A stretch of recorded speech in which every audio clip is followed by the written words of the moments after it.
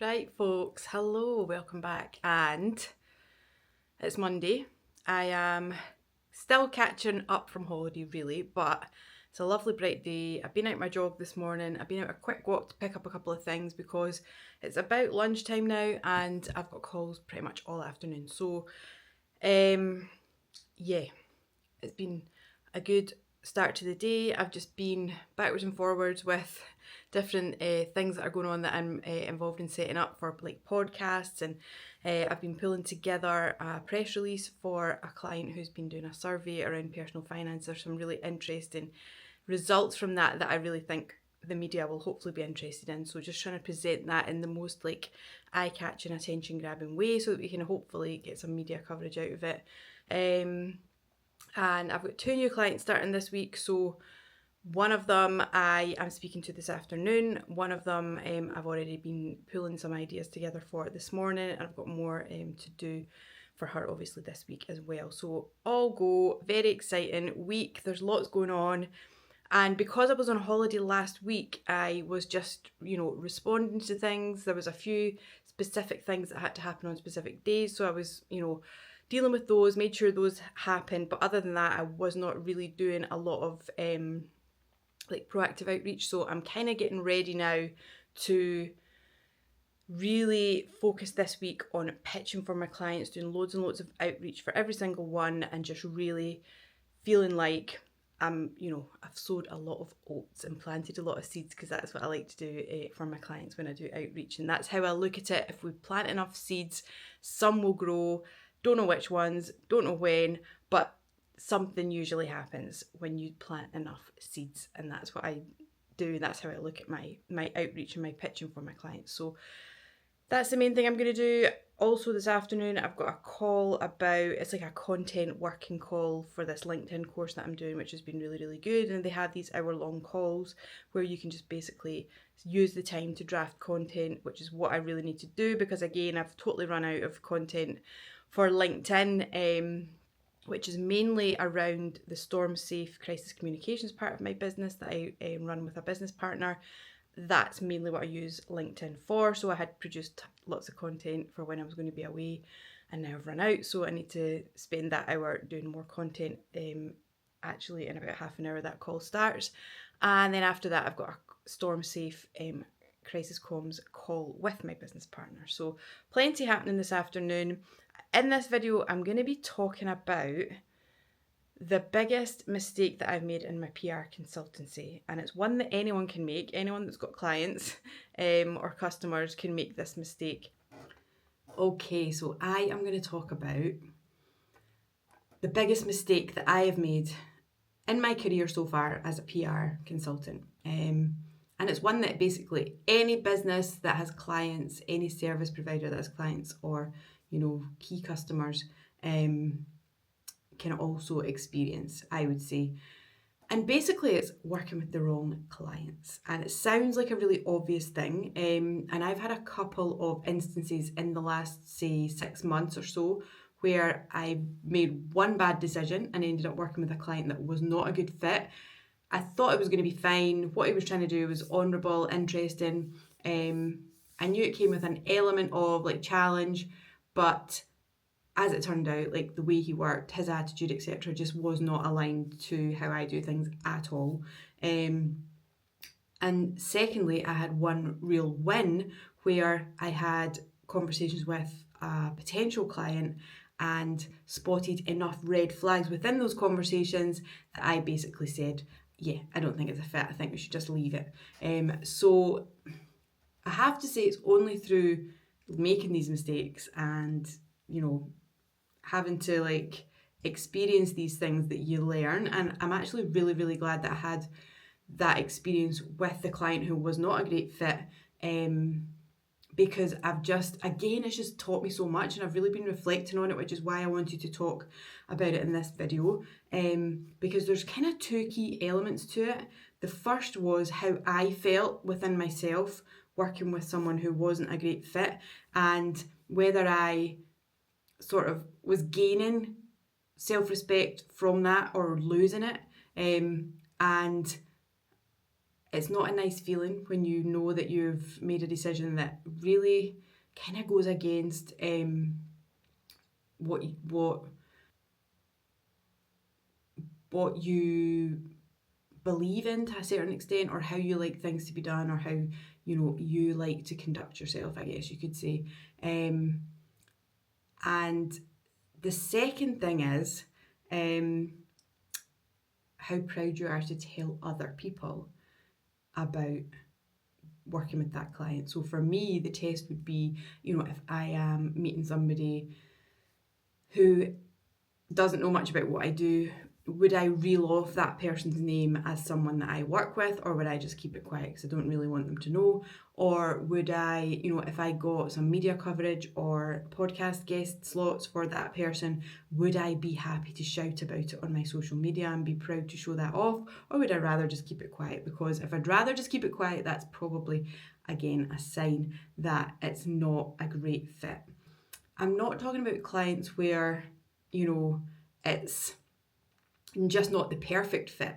I'm talking about it when it's really wrong. We've all had to take clients on in our time, in our careers, that, are not our ideal clients, but they're not terrible clients. It's not the most exciting, or, they're not completely your people, but it's not a bad fit. It's not a terrible idea. I'm not talking about that. I'm talking about when there's just a real mismatch between you and the person in terms of like working together, the attitude, the approach, just the vibe, the tone of the conversations, etc. Like, you know what I'm talking about. And obviously I'm not going to go into too much detail anyway here, but it's all led me to realise that two really, really important questions to ask yourself when you're taking on a new client. Assuming that you're happy with the work, you're happy with the price, etc., etc.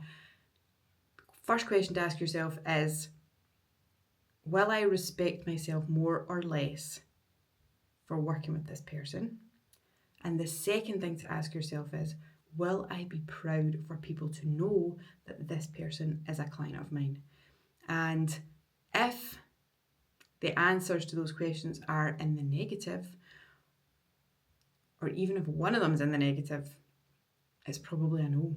And you have to be strong enough not only to recognise that after you've asked those questions, but to act on those answers. And I've been doing this for a while now, and you still get these situations that arise that you have to overcome, that are there to teach you something, that are actually really, really helpful. So I'm glad it happened. And like I say, not long after that, I did, put to an end a potential client that I really did not think was going to be a good fit. So we have to learn, really have a think in the future when you're taking on clients about whether they are the right fit, because you don't want to damage your own self-esteem, and you don't want to damage your own reputation and your own brand by taking on the wrong people.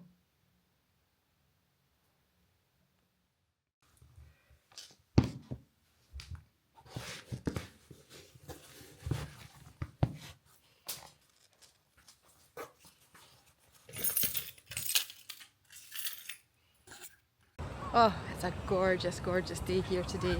I have literally been inside for most of the day looking out at the blue skies and the sun, because had loads of pitching to do. I was on a call there as well, and now, sorry if it's a bit noisy here, I've managed to get out late afternoon and enjoy some sunshine.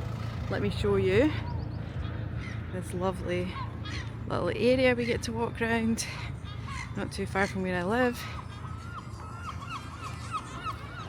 So yeah, it's one of the benefits of being self-employed, Obviously if you've got things in the diary you have to do them, but you can move things a little around as well if it's in your own control. So yeah, late afternoon, had to get out the house and enjoy this blue sky before I'm actually socialising tonight, which is quite rare for me, to be honest. I've got a friend coming round for dinner, which only happens every now and again, but I'm looking forward to it.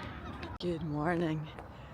Out for my usual morning walk. I'm always out either on a jog or a walk first thing in the morning. It's a very important part of my morning routine that I've mentioned before. I actually might do a video on morning routines. Everyone seems to be doing them.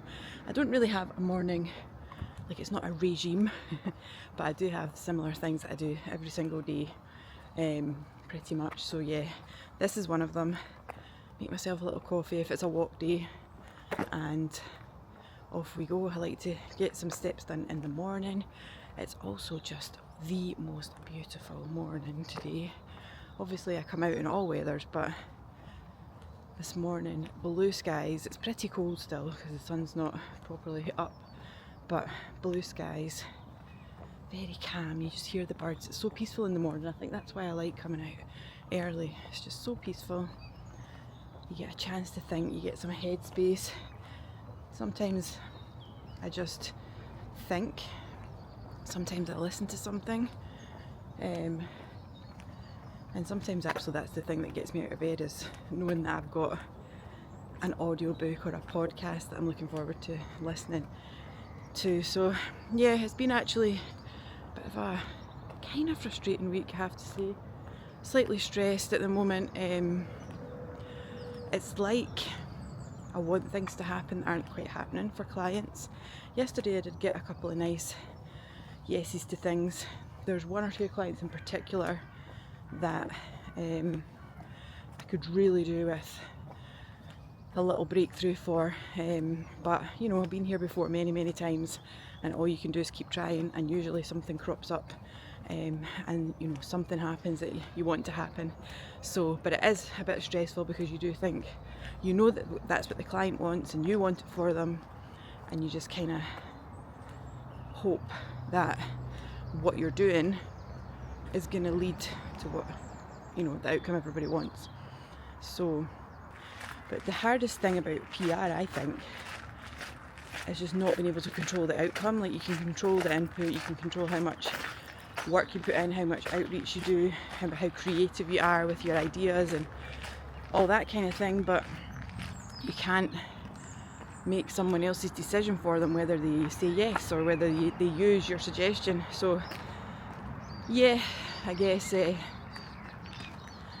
it's learning to keep doing the work without being able to see the results, but trusting that the results will come, or the kind of results that you want will come in time.